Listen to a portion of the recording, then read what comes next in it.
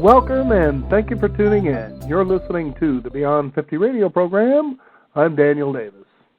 As many of us approach midlife, we've certainly been searching for many years for the ultimate question as to who are we and what is our purpose for being here. And we've certainly taken many stabs and experimented many times about the things that we find will bring us the most fulfillment. And I'm sure just like many of us that we just kind of find ourselves taking those shots and finding ourselves misguided and left empty-handed. Certainly if we could just find that specific answer, what is our mission? What are we supposed to be doing here with this lifetime? Once that mystery gets uncovered, I'm sure we're in for a roller coaster ride that'll leave us just smiling and just wondering in all of everything. On the Beyond 50 radio program today, we're going to be joined with our special guest who's had more than 30 years in private practice, helping people with regression therapy and also as a psychologist. Since 1993, she has guided innumerable individuals in regression hypnotherapy to access their past and between lives. Think about that, past and between lives. This way she assists people to more fully recognize who they are as soul and throughout the many lifetimes and during the time that they are not incarnate. I'd like to welcome to the Beyond 50 radio program today our guest, Dr. Linda Backman. Dr. Backman, how are you doing today? I'm doing well, Daniel. Thank you for having me on your show. You bet. You know, most people, I'm sure, when they get into psychology, they tend to do the typical, so tell us about your childhood, but you tend to say, tell us about your childhood from many centuries past. How did you get started with all this? Well, as you mentioned, Daniel, I'm a psychologist by training, so for a number of years, probably more than 15 years, I was a general psychologist in private practice, doing what you would just imagine someone does, working with clients with different kinds of issues. And about 21 years ago, my original psychologist colleague, with whom I was in group practice at the time, he had been diagnosed in his early 30s with a very serious type of lung cancer. And about 17 months later, back then I would have used the word died, Daniel. This disease took his life. And suddenly I started having experiences that I really didn't totally understand. I knew they were happening. I had spiritual experiences that part of me wanted to cast aside and say this is crazy because I felt like, maybe I was a pretty grounded individual. But on the other hand, I couldn't deny what happened. And in simple terms, Daniel, what happened for me is I began almost immediately upon the passing of my colleague, I started sensing his energy, sensing him literally communicating intuitively with me, which surprised me. That had never happened to me before. And I'd read a little bit about reincarnation prior to this. I didn't know if I believed it or I didn't know what to do with reading a book on reincarnation. But at the same time, when I was sensing my colleague's presence, I started intuitively getting a sense of scenes of what I suspected were past lives, and in those scenes I really felt that another person in the scene was the soul of my colleague. So I was kind of like shocked. I wasn't sure, and I basically decided I had to learn everything that I could get my hands on about how does this work, what happens when we die, who are we really, and so on and so forth. So, I wasn't sure if I was sort of going crazy, which I actually knew that I didn't look like someone who was having that kind of experience, or there was some reality to this. And now, 21 years later, this is the work that I do to help people understand who are we really at the core, who have we been before, and essentially what are we doing here now. Now, how do you think discovering that answer helps us now? Oh, I think the bottom line is it helps us to know we're in body with purpose. We've been in body in prior lives with purpose. So it helps us to know, I have this continuity as a soul. My consciousness is eternal. But most importantly, it isn't just one life that we live and it's over and done with at the end of that life, because I basically have, after spending 21 years guiding regression clients and doing what I might call spiritual counseling with people, I have no doubt that there is something that comes before and comes after this life, and bottom line, with purpose. Now, I know that a lot of people, we certainly have hope. We want to believe that after this lifetime that there's more. I mean, after all, think about it. Even people who have lives that don't feel so good, they think to themselves, I wished I could have another shot at this. But I'm not so sure that after this that there's more. That I think after this it's done, because I think we just don't remember if there was a past life, what that was all about yet. I'm sure that each and every one of us have an inkling somehow that, there's just something that lets me know that there was more to this. But yet, it doesn't seem to, at least in the scientific community, have a complete proof, hey guys, there's nothing to worry about, don't fear death, because we keep going on and we evolve. What kind of a way can we know that there is proof that this is possible? Well, I would say two things, and I think we always have to remember that we have a left hemisphere of our brain and we have a right hemisphere of our brain. So probably most of your listeners know, but just to make sure it's clear, our left hemisphere is what processes linear, intellectual, rational material, and our right brain is our creative, intuitive, that side of our brain that functions with emotion and feeling. Both sides of our brain are crucial. So for those people who need some left-brained explanation, there are some cases out there of specifically children who spontaneously report specific details. This was the year that it was. I was flying this kind of a plane. My first name was this. My co-pilot's name was that. We crashed here, et cetera, et cetera. And those kinds of things have been researched by various respected university-based researchers. And lo and behold, the child's story is accurate. So that's left brain details. Those are spontaneous memories.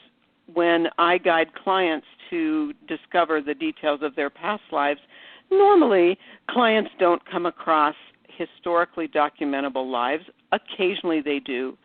But then we have to step a little bit more into our right brain and say, so where did all the detail of the past life regression story come from? From colors and scenes and people and clothing, and it gets pretty specific. And the information that comes forward explains inclinations, relationships, physical symptoms, emotional symptoms, and so on and so forth. So, you probably have listeners who are, very, very new to this kind of thing, and then you probably have listeners who've been fascinated and believe we're a soul living one lifetime to the next. But we have to respect, I believe, both needs in our mind, left-brained information and right-brain trust of what we're sensing and feeling. So I sometimes say to clients, if you want to see the details of the past life that come forward as metaphor, that's okay. If it helps you, it helps you, and we won't argue with that. But I think for anyone who's had their own past life regression, they understand how detailed and explanatory it can be. So I think that surprises some people. It certainly surprised me 21 years ago. I was a pretty stuck in my left brain kind of person back then, so I'm among that same group. Mm-hmm.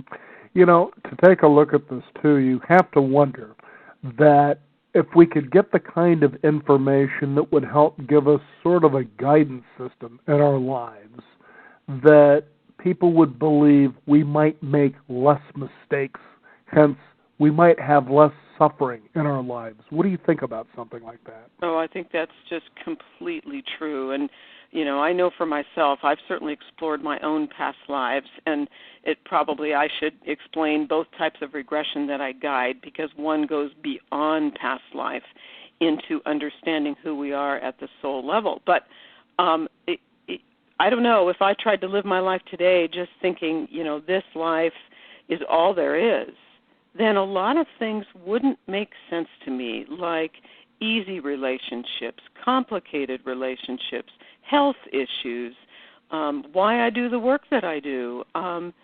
it just provides a grounding that I don't think we'd have any other way. Mm-hmm. I know there was an expert I was listening to on a radio program who talks about the very thing about reincarnation. And listening to this gentleman for about 2 hours, you were left almost awestruck to think, this guy can't be wrong about what he's saying. Because what he was saying is when we tend to incarnate into a new life, what we tend to find in our lives is the same patterns that we had in a past life. We tend to draw together the same kinds of friends. We tend to have the same sort of family. I mean, of course, the idea is to evolve, but, and he was given some interesting examples, and here was one, this just comes to mind for me. You think of the actor Robert Downey Jr., okay. And I thought it was fascinating that he played the role of Charlie Chaplin. Now, you think about the fact that when you put those two side by side, there's not much of a difference in how they look. Furthermore, there wasn't much in a difference in how they actually lived their lives as well. That sort of on the edge, off camera, living it and just being reckless, And he gave a lot of different examples of things, of different celebrities and the like, and was talking about this. And it just, you kind of, as you listen to something like this, and you kind of put two and two together, you started feeling inside of feeling a sense of hope, like, this is kind of cool. I mean, it gives you a sense of real hope and value about what you can do now. Well, and I think that, if we oversimplify why, if we take on face value reincarnation is real, if we oversimplify, why do we come into body in the first place? Right. And we come into body in the first place and sort of in the last place because it's the overriding purpose, to evolve as a soul. Why do we need to evolve as a soul? And that's because it's a learning process. It's an expansion process, not just of our own soul, but expansion of universal, we might say, progress or progress in humanity. So, Western conventional thinking is at the highest level of divinity, whatever word fits for people, and there are all kinds of words, including God and the universe and Great Spirit.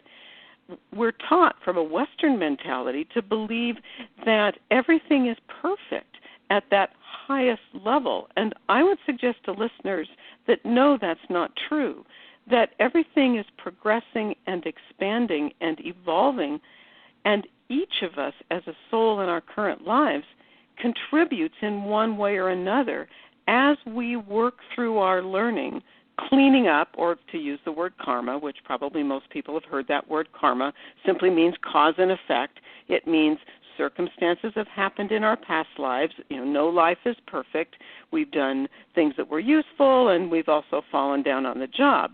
So we keep cleaning up and cleaning up and cleaning up, if you will, and we progress. And, I sometimes don't get into stories like you just mentioned because I'm never sure, whether I need to be talking about the basic fundamentals of what I do or some of these stories that are pretty uncanny. The Robert Downey story, there's also a story of a woman who grew up in Sweden, and from the time she could speak, she kept saying to her parents, my name is not my given name that you've given me, and this is a pretty amazing but very documentable story. She kept saying, my name is Anna, call me Anna. And when she, let me see if I can make this story kind of short, she loved to write as a kid, and she wrote on scraps of paper. She wrote little short stories. She wrote poems. She loved to write. And one day in school, when the book The Diary of Anne Frank was just published, her teacher, when she was about 9 or 10, I actually know this woman personally, her teacher said, okay, class, here's a new book. Please read it and write a paper about this story. Well, this woman, Swedish woman who now lives in California, said to herself, I know the story because she's one of those rare people who knew about her past life consciously. She wrote a paper, never opened the book. Papers were turned in. The teacher said her paper was the best paper of all. Fast forward, one more interesting piece about her story. When she was about 10 or 12, her parents said, we're going to go to some of the capital cities in Europe, and you've been talking about going to Amsterdam. So we're going to go first to Amsterdam. So they did. Next morning, after arriving in Amsterdam, they got up, and her dad said, well, now we're going to go to the house of that Anna person that you keep talking about, and we don't understand why you say that. I'm going to go get a taxi, Dad said. And the woman said, no, or the little girl, obviously she's a woman today. She said, no, Daddy, I know how to get to the house, and I'll show you how to get there. We can walk. Followed her directions, got there immediately. She looked at the house. She said, these are not the original steps. They're going a different direction. They go inside the room where Anne Frank was protected for a period of time. And she said, do you see those photos on the wall? Well, there were no photos. So the mother asked the museum director or someone in the museum, what about the steps and what about the pictures on the wall? And the museum director said, oh, we had to change the steps. Yes, they went that way originally, but they were falling apart, so we reconstructed them. Pictures on the wall, yes, we just took them down recently, and yes, that's what the photos are. We'll hang them as soon as we get them reframed. So this woman has all the details, and there's more to the story, of being the soul of Anne Frank. Mm-hmm. Why is it that some people can remember that then, and seemingly most of us can't? Well, I think that's it. That's a question that I get asked when I give presentations all the time. The bottom line is most of the time we're not to know what came before, because if we knew what came before, we wouldn't step into what I often call karmic cleanup. So if I meet a man and I fall in love with him, but he killed me in the past life, or he was my love and he died within 9 months of our marriage, I might say, oh no, I don't want to be with you because you either harmed me or you left me quite suddenly and I was so in love with you. So we have to step into the circumstances in order to move forward, without knowing what happened before. Otherwise, we don't do the karmic cleanup. Mm-hmm. Now, you talk about a soul's archetype. What exactly is that? How do we discover what that is? Okay, good. And that's a great question. I think a fascinating one I've written about in my second book that's going to come out this coming summer in July. So soul archetype means that we have a style or an orientation of our soul that remains lifetime to lifetime, doesn't change. There are 7 archetypal possibilities, or you might say soul signature possibilities. And each of our lives, how we operate, the kind of person that we are, the purpose of our life is sort of packaged around that soul archetype. It helps us to almost normalize why we are a certain way, but it helps us to know our overriding, you might say, soul purpose that doesn't change from lifetime to lifetime. Mm-hmm. It's fascinating to know that, because over the years as I've been broadcasting radio, I've had wonderful guests just like yourself, and from time to time this would be one of those subjects that would come up. And inevitably sometimes after the interview, if we had time to chit-chat, they would say, for instance, you seem to be very kingly, kind of the way that you sit, the way you present yourself. You seem to be the kind of person that in a room you take charge of what's going on. But if everything seems to be going its own way and there's a certain satisfaction in the way things are flowing, you back away and you kind of let everybody else do their thing. And I found that interesting, because of the way that I'll sit in chairs with arms, like I'm ready to command the disciples, so to speak, but not with a sense of arrogance. So certainly, listeners, don't get me wrong there.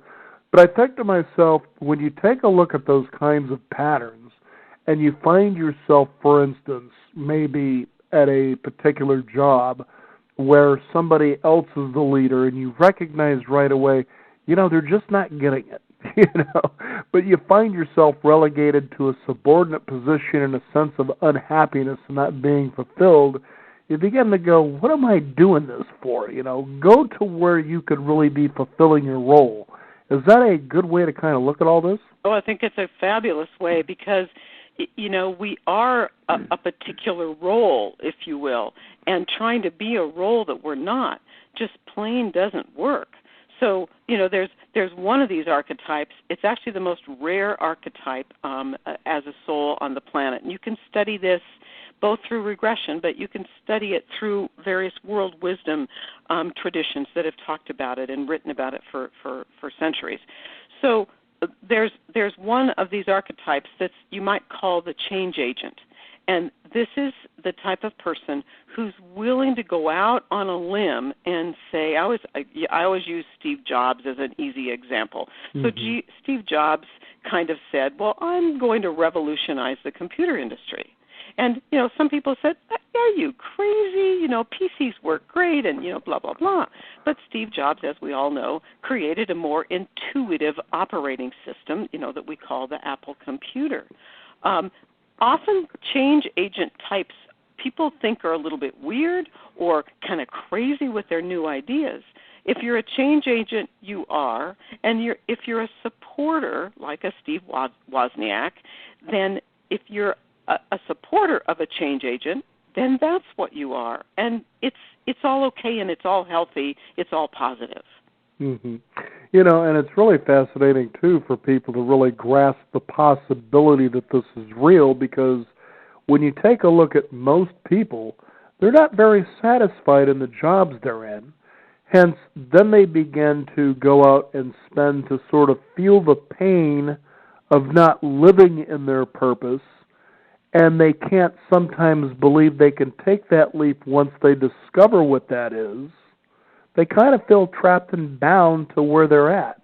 What do you say to people like that? Well, I say to people like that, let's figure out who you really are at the core. And, of course, that's how regression work, happens. I also do spiritual counseling and not just regression work. But now, have you ever had to say to somebody, the core of who you are, you're nuts? It's funny you ask that, Daniel, because so often clients come in and they'll say to me, Linda, you're going to think this is crazy. And I say to them, 21 years ago, maybe. Mm-hmm. And now, I have heard it almost all. I'm sure I haven't heard it all, but I've heard a lot. As some of the listeners might believe, and maybe others would be surprised, many of us have lives somewhere other than on this planet. And if you had asked me 21 years ago if those kind of words would ever have come out of my mouth, I would have said, absolutely not. That's just, I'm a psychologist. We don't talk about things like that. And of course, today I'm not I'm not your average psychologist. But I think the bottom line, I'm going to follow that line of thinking for a minute because, again, I know we have an hour, and I often teach people how to do this work and how to learn about the soul, and that's days of learning, so there's a zillion topics. But just to follow that line of thinking, we have more and more people, particularly children of today, that are being diagnosed in what we would call the autistic spectrum. Right. Everything from Asperger's to, milder versions of some of these symptoms. I would suggest to listeners that some of these people, adults and children, that they have had so many, and this comes up spontaneously in regression, so I'm not just plucking this out of the air in my own mind, that many of us have had lives on other planets and in other star systems where everything is egalitarian, where communication is telepathic, where nutrition is all healthy and, relationships are healthy and so on and so forth. So some of these people being diagnosed as autistic who don't communicate easily or aren't socially comfortable, it's because they just don't understand how Earth operates and how Earth bodies operate, but they're highly evolved and filled with knowledge and wisdom. Mm-hmm. That reminds me that, and this is a somewhat personal story, but there was a child that I came to know, and instinctively I could understand why this child was the way that he was. And as I was communicating to his mother, this is what you really need to take a look at. Now, as a young boy, I was allegedly diagnosed with ADD or ADHD, and this was in the early part of the 1970s. Now, I was generally the kind of kid that had actually moved pretty much to a different school every year up through the 6th grade.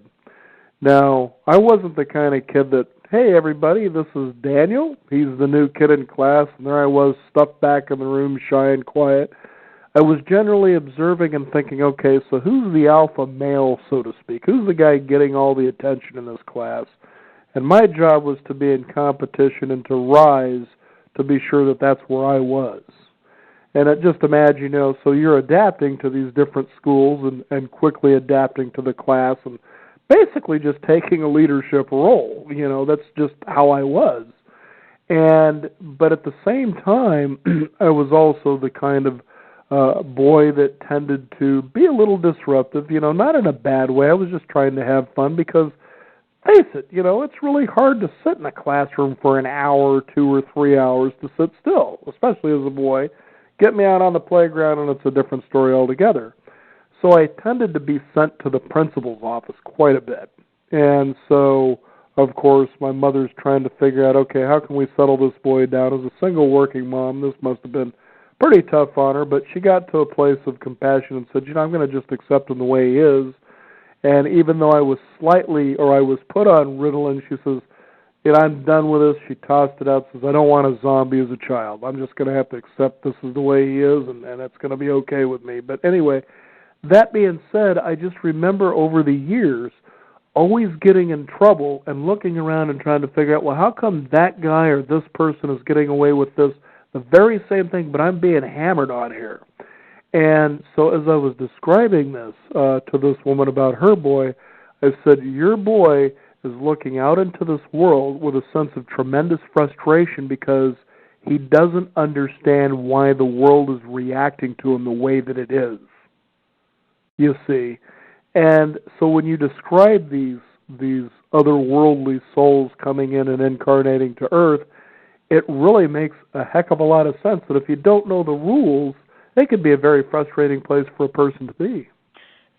Exactly. And yet, we need to tap into these children, these adults who are like this, because they have skills that are often, highly evolved, whether it's music or art or, it's no wonder, Daniel, that you host this radio show that kind of pushes the envelope, because I strongly suspect that's part of your purpose, in life, just as mine is to be, supposedly this grounded, educated, psychologist person that gets traditional psychologist. Yeah, that is. And people sometimes wonder, well, how did this Dr. So-and-so, Dr. Backman, so maybe that people think I have some ability to have brains in my head, but I do work that sits on the fringe, and I'm convinced I was meant to fall into this work.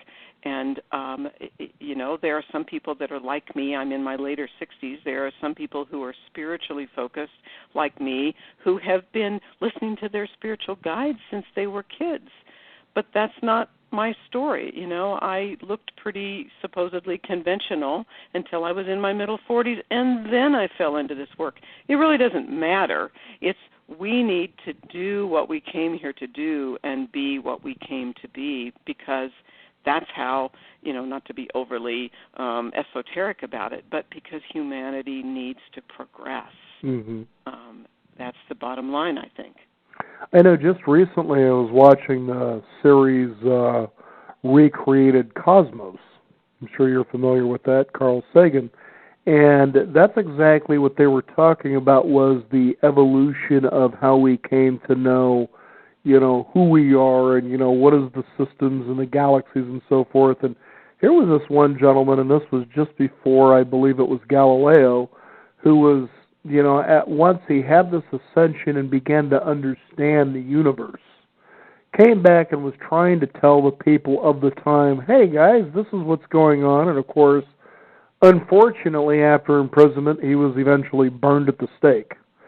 And after that, then Galileo peers through a telescope and says, hey, I kind of went with some real physical evidence to see what this guy was talking about, and I'm beginning to see that what he says is true. Well, of course, they imprisoned him for a while, too, until someone else came along and said, wait a minute, I kind of followed up what this guy said, and I'm starting to see that this is real. Just open your eyes and take a look and see for yourself. And so it's amazing that those of us who live on that fringe tend to be the ones that at times suffer the most. Is there a way around something like that? Well, yes, I think there is, and I think it's probably all in the word suffer, So no matter what the circumstances are in our life, we can say, oh, I'm suffering because of XYZ is going on, or we can say, well, XYZ is going on in my life, but I don't need to suffer. I see this as progressive, and I see this as purposeful. So, we had to have the Galileos and the Nostradamuses, if you will, and that sort of thing.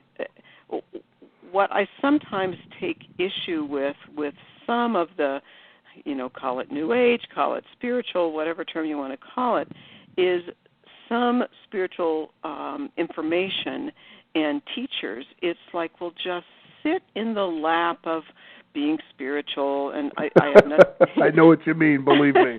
And it's like, no, we have to take action. We have to live the purpose for why we came into body. And one person's purpose is more behind the scenes. One person's purpose is to be a great mother or a great father or a great grandfather or, a very capable friend. And someone else's purpose is to be more out in front of the scenes and teach or write or, host radio shows or whatever that might be. We have go to principals' offices many times. Yes. That's right. I can remember as a kid, I was a rather shy child, and I didn't stick out a whole lot. But I always remember being told that my voice was too loud and my voice, carried too much across the room, and I should soften my voice. You know what, honey? So did I. Well, many times. There you go. Yeah. I once, Daniel, this might be useful for the listeners as well. So the information that I write about in my books is using client material, client cases, and that's how I've learned so much about the soul and the evolution of the soul based on what I hear without me ever putting ideas in the mind of the client. Mm-hmm. But I also have a couple of people in my life who I believe are very capable channels. And so I once asked one of them, I said, was I just wasting my time until I was 46 years old? Was I just missing the boat? I wasn't spiritually oriented until I was 46. I looked pretty traditional. And the information that came back to me was absolutely not. You were not wasting your time. You had to walk those steps of, getting this traditional degree and blah, blah, blah. And only then were you ready to step out into this more fringy, this is what you and I might call fringy. Mm-hmm. Maybe the listeners wouldn't call it fringy, this area. So we don't waste our time. Even if we're being sent to the principal's office or saying our voice is too loud. It's happening for a reason. Mm-hmm.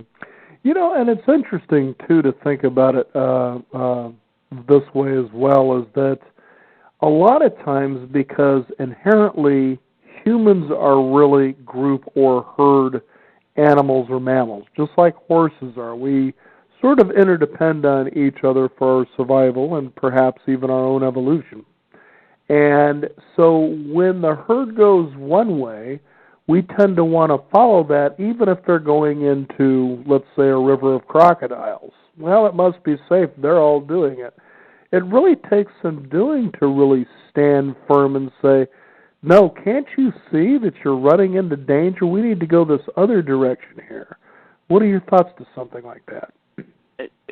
I believe that those of us who are spiritually oriented, like you, me, and again, a lot of the listeners, I'm sure, we have to honor what shows up in our life. I believe our guides will show us the direction we need to go or something we need to clean up. They're going to put out there under our nose. I have no doubt we have spiritual guides, and I say that because time and time again when I regress clients, even people who never heard about spiritual guides, or call them guardian angels if you want, I believe there is a higher guidance system. We're also in body because we're working to learn how to serve in those roles of assisting souls to evolve. But so I think that we have to follow where we're led when it feels right and legitimate. I don't mean that we just, jump off a cliff because somebody else, jumped off the cliff in front of us. But there have been people that have done those things. Well, if it's meant to be, I'm going to go ahead and take a shot. It's like, well, science says gravity is going to land you pretty hard. So we can't ignore, we're not going to ignore that left hemisphere of our brain that's screaming at us saying, I don't think this is such a good idea. Mm-hmm. But there are times, though, when we're guided in a direction and you think, that's just crazy. But you kind of get bold, you put the fear to the side, and you step in that direction and realize, oh, my goodness, I would have never expected that. Has that happened for you? Oh, that's how my work life changed. In 1993, when I started having these spiritual experiences tied to the passing of my colleague, I didn't know what to do with it, but I did know that I was fascinated with what I was experiencing. And fortunately, my husband, who'd been my spouse for a long, long time, and who I also know a lot about my past lives now with that soul that is my husband. My husband was supportive, and I remember turning to him when I started having these experiences, and I said, I need to tell you what's happening for me, and you're going to think I'm crazy. And so I told him, what was happening, and he looked at me with this calm look, and I said, why aren't you rolling your eyes and, carting me off to the funny farm, so to speak? And he said, well, until you told me what you've just told me, and my husband was pretty grounded. He was a university professor and administrator at the time, so, had something going on in his brain. He said, until you told me this, I'd forgotten because I'd tucked this away. But he said, when I was a boy growing up, I remembered that I'd had past lives. I don't know how I knew it was valid. He said, I remembered one life in particular. I knew I was a man in India. But he said, I told no one because back in the middle 50s, I just thought people would think that was nuts. Mm-hmm. So what happened then is I had support, and I started reading and then taking training. I learned to guide past life regression first and started sprinkling it here and there in my general psychology practice. Then I learned how to guide between lives regression, which is a longer regression that takes the client into a past life all the way to the ending of the life, and then the client moves into the time between lives when they learn, who am I as a soul? Why am I in body? How did I plan my current life? Who are the souls I've incarnated with before? And so on and so forth. I learned to guide that kind of regression, and I loved it and found it fascinating, but I was still trying to straddle the fence, and I was still trying to be a general, conventional psychologist and do a little bit of spiritual work.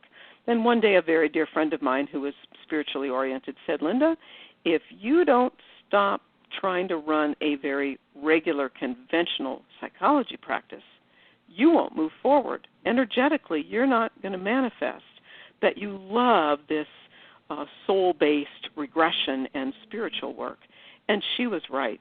So I stopped, I discontinued taking general clients who didn't want to work at a spiritual level, and everything began to morph and grow even, further. So, yes, I have been in that place of having to, quote, unquote, jump off the cliff. Mm-hmm. Now, it sounds to me, though, that you had learned and you had listened to begin to operate from soul awareness. For our listeners, how can they know that that's something they're doing? Well, I think the easiest way, if I can say there's an easy way, is that we all need to learn how to access and trust our intuition. Because it's our intuition that connects us to our soul level, and it's our intuition that connects us to our spiritual guides. A lot of people think intuition is primarily, to use kind of these standard words we use, a lot of people think it's primarily clairvoyance, which means intuitive vision. And some of us have strong intuitive vision. In other words, our strongest sensory ability using our right brain to be intuitive is like visual, mental images that seem visual. But some of us aren't strongly clairvoyant. Some of us are clairsentient. We get emotion. It's like we come upon someone and we start talking to them, and they're not telling us how they're feeling, but we start feeling emotion that we didn't feel before we started the conversation. And we're often like human sponges. We're picking up on the emotion of that other person, anger, sadness, fear, whatever it might be. Mm-hmm. Some of us are what you might call clairkinesthetic or clairsomatic. And what that means is we feel intuitive guidance in our bodies. We feel a physical sensation. But the most common intuitive ability that we just are taught to dismiss in our culture is what I might call claircognitive. That means that we're intuitively guided through our own thought process. So we think we're making up our thoughts. But it's like the example I always use with people is we've probably all had a particular day where we kept thinking about a particular person. And we thought about someone who either lives near us or far from us. We thought about them 2 or 3 times, maybe 4 or 5 times during the day.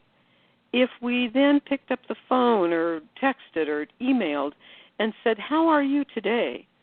often that other person will say, "Oh my gosh, I'm glad that you called me. I really needed to talk and I didn't want to bother you. I've had this difficult circumstance." That's how we're claircognitive. Mm-hmm. So we need to tap into our intuition. Mm-hmm. Do you find that time, once you begin to operate from this soul awareness, tends to really compress? Oh, absolutely. Now, I have to say this because, and I say this as, I remember as a child thinking, it's so cool, I'll think a thought, and then all of a sudden, there it is. And it could have been just the simplicity of, well, that's because you brought that thought, into an awareness. I'll give you a silly example. Back as a kid, I really enjoyed Leviathan movies. Fan of Godzilla, fan of King Kong. What young boy or sometimes girl didn't like movies like that? One day I thought to myself, it'd be really cool is if there was a King Kong versus Godzilla movie. Just as simple as that. Lo and behold, I opened the TV guide not too long after that. Tonight, the thriller, King Kong versus Godzilla, and I went through the roof. I couldn't wait. And I'm like, "Mom, you got to let me stay up. It's 10 o'clock. I know my bedtime's 8. She says, "No problem. Go ahead." Whenever it came to those monster movies or dinosaurs, she knew I loved that stuff, and she'd let me stay up and watch those things. But, I just to me, that was like just such an extreme coincidence that it came true. Now, the movie had been around, sure, about maybe as long as I had been alive by that time. But I began to pay attention to that stuff more and more, and I even tried describing it to people. And some of them were kind of like, "Well, you sound like you got this genie in a bottle, so why don't you make this happen?" Like I was just making these things just happen right away. But there was obviously a time lag between, your thought intention and then the manifestation of whatever that is. But I found that over the years, especially over the last, say, 4 or 5 years, I'm someone who likes to, at the end of the day, kind of unwind, throw a movie. I really don't like to watch TV too much, but I enjoy watching movies and documentaries. And I'll work on a crossword puzzle. There's where the eeriness began. What are the odds that you'd be working on a crossword on a specific clue at that particular moment? Let's say you're watching a rerun of Dallas, and the answer was, who played J.R. Ewing? Bam. What are the odds of that? And it was happening regularly, and that's just one example, but that was more immediate, And I started shaking my head like, okay, well, if it's this easy and it's happening this fast, how do I get my intentions or my soul alignment to start providing this more frequently for me so you can begin to feel that you're almost in a sense of alchemy? And I hope this isn't going off subject too much, but I think in a way it's really on track because that's what we're seeking, is to have life become playful. We still want to learn, but that we get back to that sense of wonder and magic that is being alive. I don't think you're going off topic at all, Daniel. And I think what this is all about is that, to use an overstated phrase, we are a soul having a human experience, not a human having a soul experience. So that if we operate in body from the standpoint that we do need to take action, we do need to progress, but that we are pure consciousness, we are both, we are soul and body, soul and spirit. That means that we have a higher self. That means, and I could go into this in great detail, but I won't. This is information that anyone guiding between lives regression has to understand before they guide it. Before we come into body, we operate as pure soul in the spiritual realm, or you might say at a higher frequency, and we plan our life before we come into body. Then when we're in body, when we're alive as Daniel or as Linda, we still have access to our higher self, our consciousness that exists in the spiritual realm, and we have access to our own guides, our spiritual guides, so that when we either manifest, which in part is what you're describing, we can, if I say, oh my gosh, next week I won't be able to make my car payment because I don't have enough money, oh my gosh, then we're really, if you will, use a fancy word, promulgating or putting out the energy that that's going to happen, as opposed to it's going to be okay, on the day that the payment's due. And I don't mean just to pretend and not go to work and not make right. No, exactly. You don't sit around waiting for it to come to you. Exactly. It's on its way, but you got to meet it at least halfway. That's right. So I think that's what you're describing. We have to take action, but we also have to believe and trust and what we are as a soul living life in a body with purpose to progress. Mm-hmm. I know I got to say that this is true when you bring up, say, the money example where next week I need to come up with this amount of money. In my experience, how is that possible?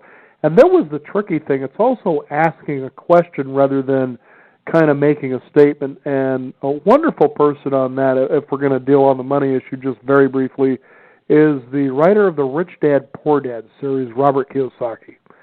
And what he simply says is, you begin to ask the question, how or where do we find the money? If you could just do that, instead of, I don't have the money or I can't, you're saying where or how. And being able to state that question changes the vibration as you're talking about. And believe me, and I've seen it in other people as well, you would be astounded that at the 11th hour it somehow comes through and you're left shaking your head like, okay, well, I guess I'm starting to get the message that I can trust this more often than I used to. I'll give just a simple but kind of, maybe to some listeners, a profound example. About 17 or 18 years ago, my husband and I were still in our kind of routine of I was still a general psychologist doing some spiritual work in private practice, in a community, office in a medical building, very busy as a psychologist. My husband was a university dean at the time. My husband had a job for life, and I was a busy, active psychologist. But one day, I said to myself and then said to my husband, I want to do more spiritual work, and I think we need to move. And thank goodness we were on the same page. He said, really? Okay, well, where do you want to move to? Long story short, and I don't necessarily advocate this to people unless it feels right to them. Exactly. Mm-hmm. Long story short, we decided we would move to an adjacent state. My husband resigned a job for life that he had, but he was tired of university work and bureaucracy. He was tired of sort of the ins and outs of the human, trappings, the human issues, and I was wanting to do more spiritual work and get away from just general psychotherapy. That there are lots of great general psychotherapists out there. So we moved without jobs.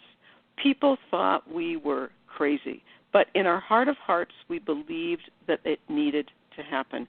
We have not regretted that for 1 minute. I mean, we didn't do stupid things like we had money in the bank to be able to move, and we sold a house and bought a house and had a place to live, and but long story short, my husband now runs our business. He is a great administrator.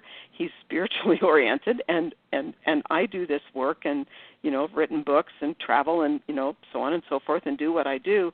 We love what we're doing. I believe that if we hadn't been brave enough to take that step and trust instead of live in fear, we wouldn't, necessarily be where we are today. Mm-hmm. Always wondering what if when it's almost too late. That's right. When you were saying about that particular story about people around you thought you were crazy, why not stay in the status quo? I was reminded of the movie Field of Dreams. Mm-hmm. I think most of us know this movie. And there must have been some inherent truth because it resonated so loudly with so many different types of people. And it's just that, he hears this voice to go do this thing. Okay, so what's next? Well, I really don't know. That's just what I was told in the meantime. And then all of a sudden you start feeling the trappings of taking or stepping out onto that edge where he was beginning to potentially lose his farm. Then the next message comes, and then the next one comes, to the point, we all who have watched this movie knows how it ends. But, I was just talking with someone who does a lot of spiritual lectures around the world, and she said the very same thing, that until you can put yourself out on that edge, and as you've talked about, with real reason, inherently when the real voice or real guide is coming through because it'll somehow feel right. And that's the thing to be careful with, because the mind can sometimes rationalize where you'll do something that, well, that really wasn't an inner voice. You just kind of went nuts there for a little bit. And so it's a matter of how do you help people to come to understand the difference between those two. I know you talked about intuition earlier, but how do you know the difference between what that real voice is or a voice that sort of came through and you're just kind of rationalizing it no matter how crazy it seems? Well, a variety of answers to that. That's a great question. I think that voice will come back around a number of times. If we don't hear it the first time, it's likely to come back around at least another time or two. Mm-hmm. And so we need to pay attention to, did the opportunity for this change, come around again? And maybe the first time you said, oh, my gosh, no, I'm not brave enough to do that. So pay attention to it again. I also, I love what I do. I have learned so much, and what I do just fascinates me. I also believe we have to have some kind of a partnership with someone else that we can bounce things off of. That might be, a romantic involvement, but it might not be. It might be a sibling. It might be, we have perhaps like me and maybe like you, we have adult children. It could be a close friend.